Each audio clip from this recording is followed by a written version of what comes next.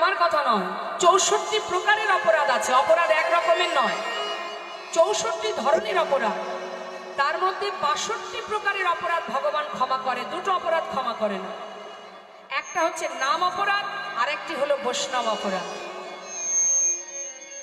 তাই বারবার আমি বলবো, গল্প করবেন না, কথা বলবেন না, চিত্তটাকে স্থির করুন, মন দিয়ে কৃষ্ণ নাম শ্রবণ করুন। যদি মনে হয় আপনার ঘুম আসছে, আপনি ঘরে গিয়ে বিছানায় ঘুমিয়ে পড়ুন, কিন্তু পা পোড়াবেন না। কখনো যেন ভাববেন না যে আমার অপরাধ হোক, এমন কোনো কর্ম করবেন না।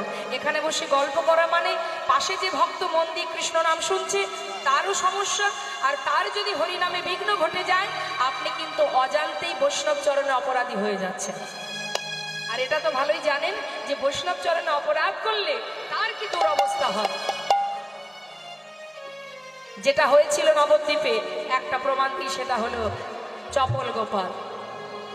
সারা গায়ে কুষ্ঠ হয়েছিল, বৈষ্ণবের চরণে অপরাধ করেছিল বলে। তাই বলবো বারবার চরণ ধরে, কথা বলবেন না। যদি মনে হয় ঘুম আসছে, ঘুমাতে যাবেন ঘরে, কিন্তু কখনো কারোর কাছ থেকে কোনো অপরাধমূলক পাপ কর্ম করবেন না।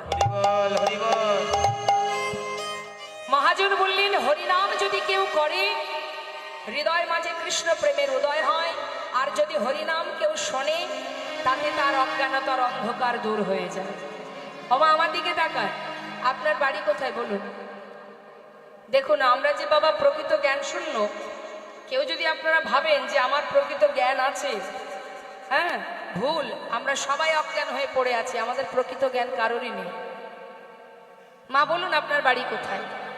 আপনাকে জিজ্ঞাসা করছি।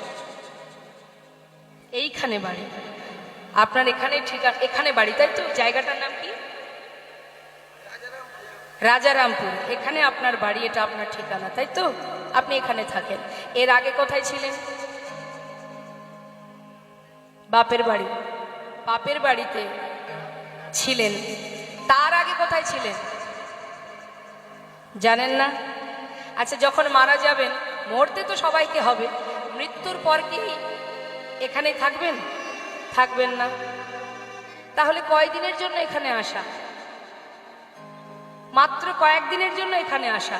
তাহলে এটা আমার ঠিকানা হয় কি করে? এটা আমার ঠিকানা হয় কি করে? এটা দুদিনের জন্য এসেছি। এর আগে কোথায় ছিলাম? এখানে ছিলাম না, অন্য কোথাও ছিলাম। আবার যখন মারা যাব তখনও এখানে থাকবো না, আবার অন্য কোথাও থাকবো।